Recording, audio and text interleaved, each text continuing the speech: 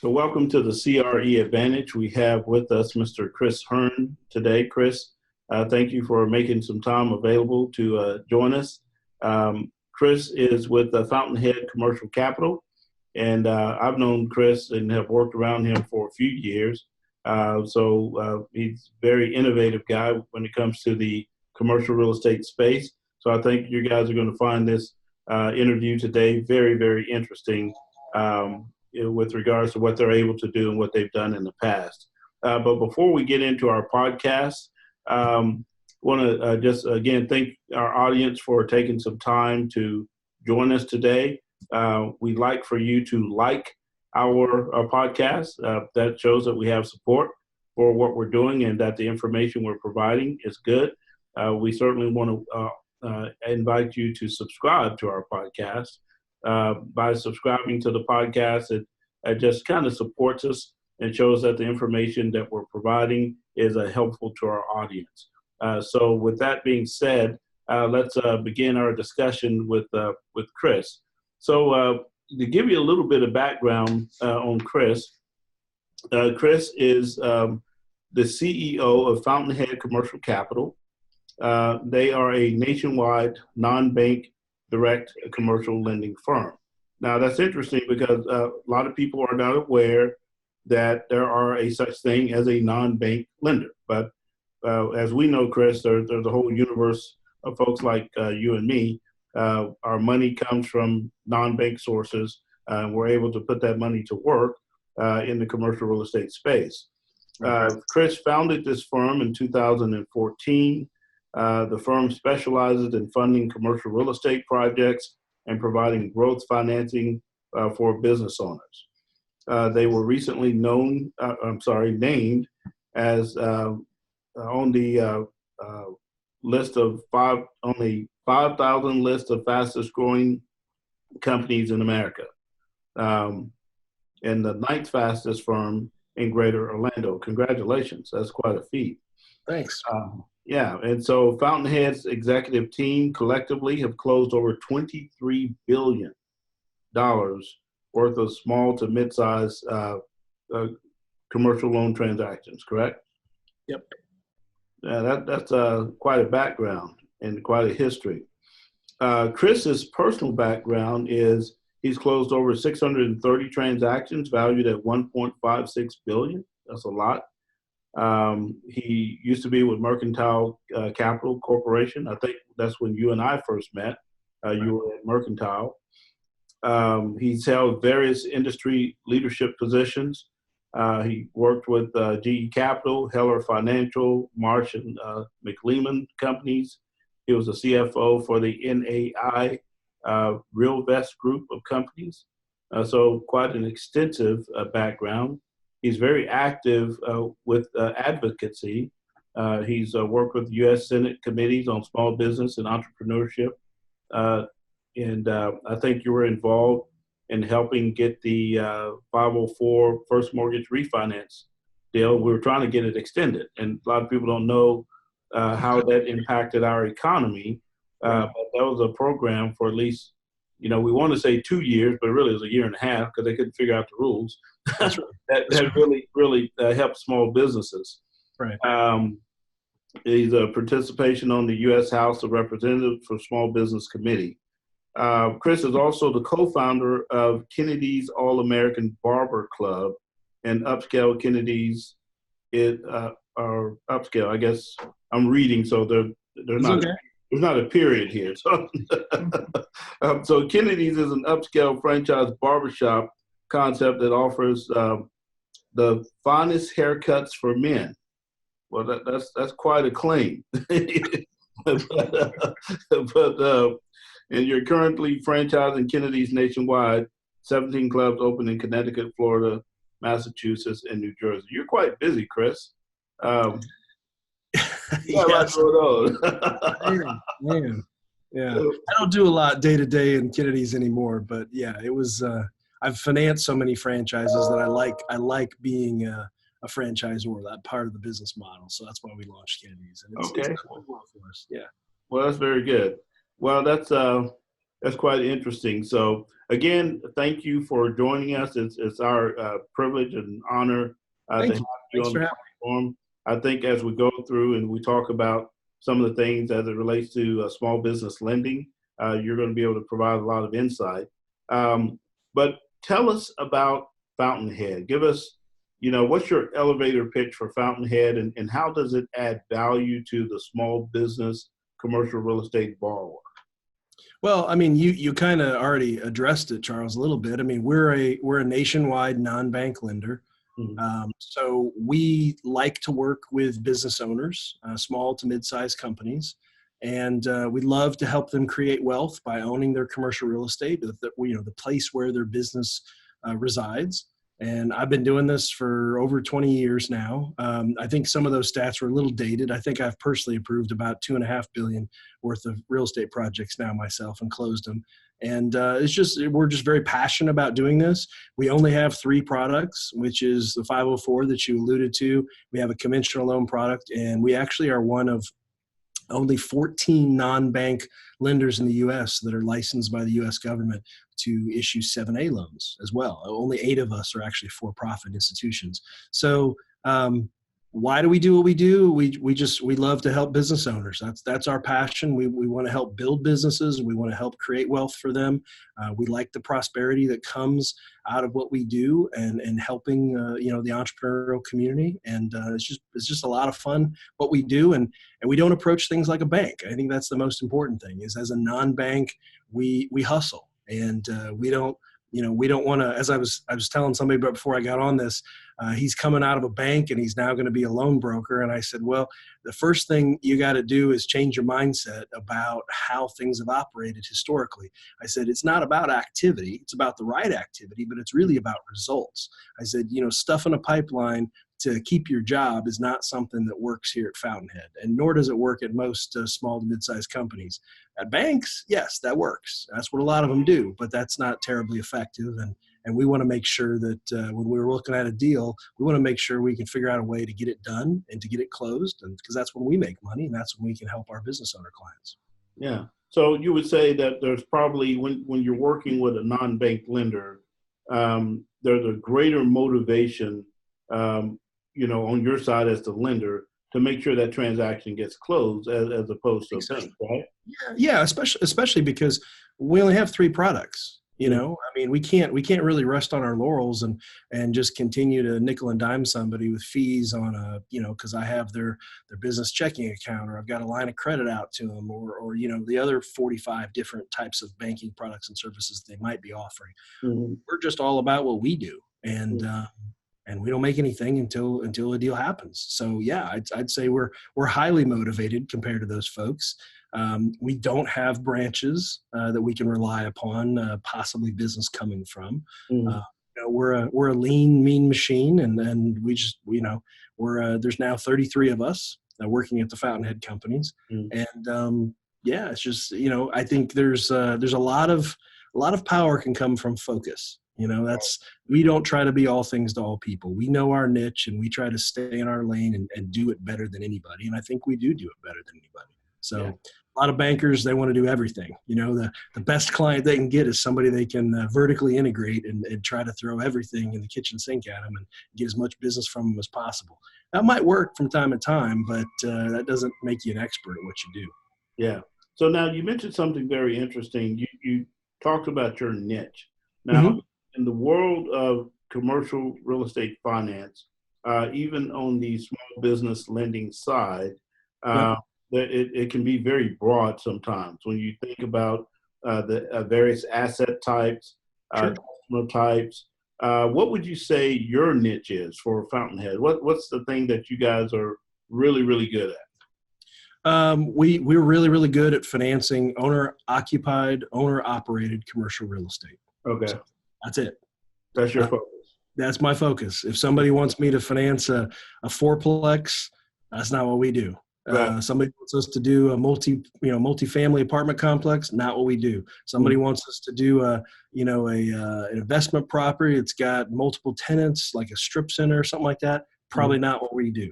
If they want us to finance a freestanding office building that's going to be simple majority occupied by the business, that's what we do. If they want us to finance, office warehouse, a commercial condo, flagged hotel, franchise restaurant, all those types of things, daycares, that's the types of stuff that we like to finance, and we do a lot. Yeah. Now, now when that client, that owner occupied client, he's looking to finance or refinance his property. He's trying to make a choice between the bank that holds his deposits and making a choice to go with Fountainhead. What would you say would be the key advantage to making that choice to go with Fountainhead as opposed to working with the bank? Well, it's really three things, Charles. It's I call them the three S's: speed, service, and specialization. So no bank can move as fast as we do. Oftentimes, we are actually approving transactions in under a day. A lot of our competitors take 2 to 3 weeks to get to the same point we're at in a day. So that's the first thing. Service, as we've already addressed, I mean, we hustle. We're pretty fanatical about our follow-up and our service. I kind of joke sometimes, if you call your bank, you got to wait 2 or 3 days maybe for them to call you back. You don't have those issues with us. So. And then the last is specialization. I mean, I think with the SBA 504 product or the SBA 7A product, both of which we typically finance 90% loan to cost for a business owner, it's a lot better stewardship of their capital than lowering the risk on the bank by putting 20 or 25% down, which is what most banks will require when they finance something conventionally.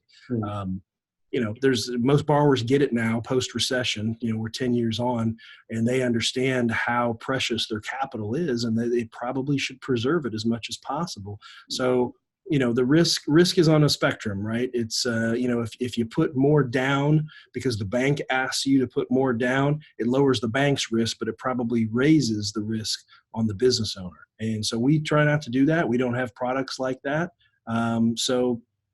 That's why the SBA products tend to stand out. They are fundamentally better than most conventional banking products when you look at the terms, the down payment, the monthly payment, because the amortizations tend to be a lot longer than what conventional banks will offer. So those are the big advantages. And then because they're somewhat esoteric, you got to make sure you're working with somebody who actually knows the ins and outs of SBA lending, which is what we do. That's a point that I think a lot of our perhaps some in our audience may not recognize or realize. Certainly borrowers don't.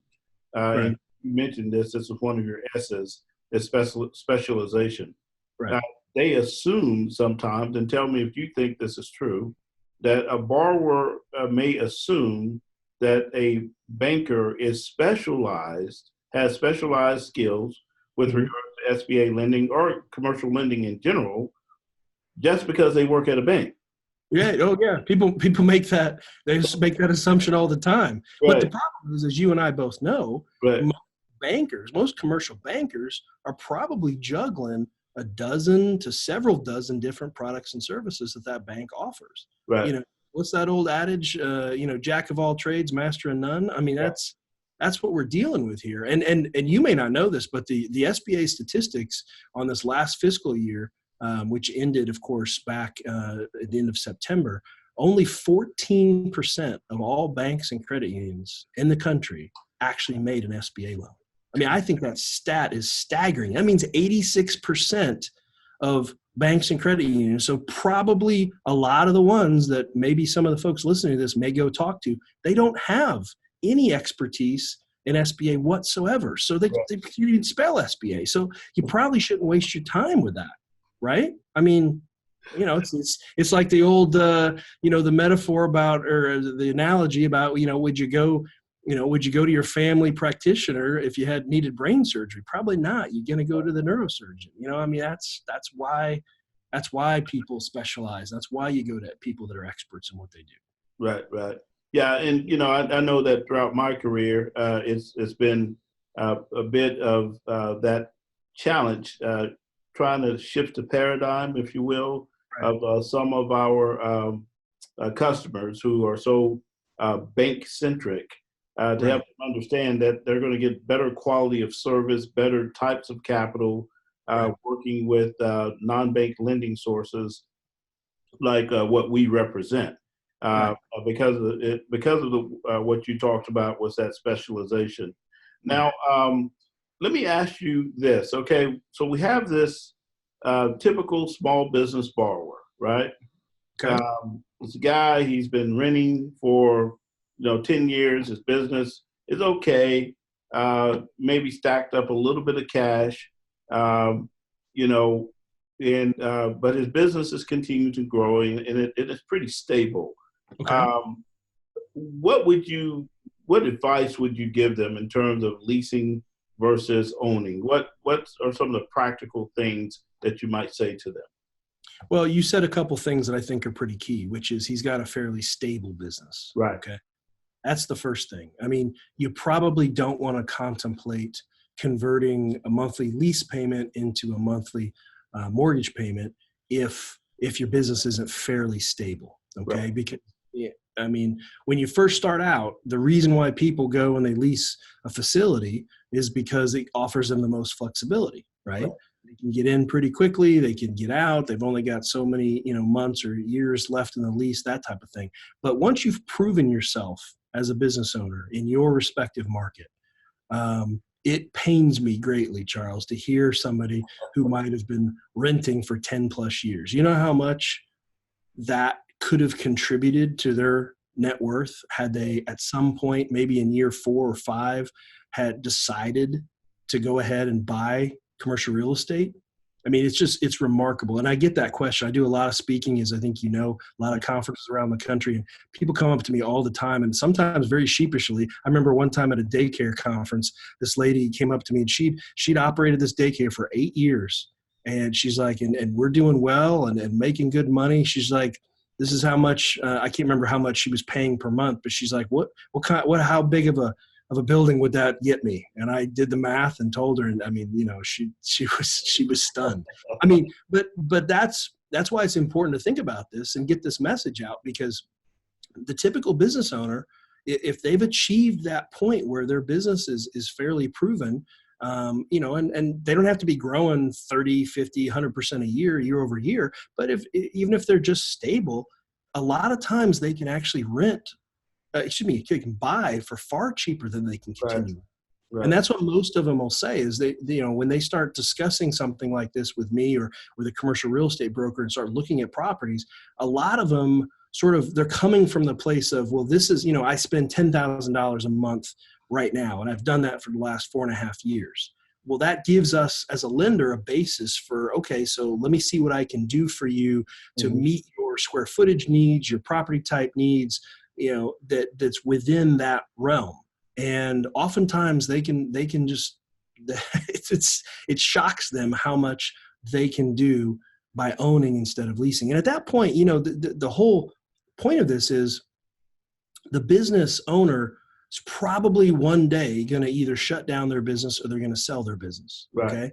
So if you have to have a facility because that's where your clients or your patients see you, you have to have one fundamentally, then the faster you can make this move to owning versus leasing, the quicker you can start building up equity in an appreciable asset. And you'll actually have this by the time you decide to sell your business or shut it down one day. To me, it's, there's a very few business owners actually have saved much for retirement. And this is a really simple strategy to do that, because everybody's going to want to shut their business down or sell it one day.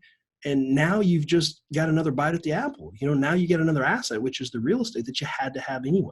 Otherwise, you're just making your landlord wealthy. That's the alternative, which, you want to make your landlord wealthy. That's great. But I think there's a better way. And I think most business owners can be their own landlord and actually, create something of value for the duration of their business.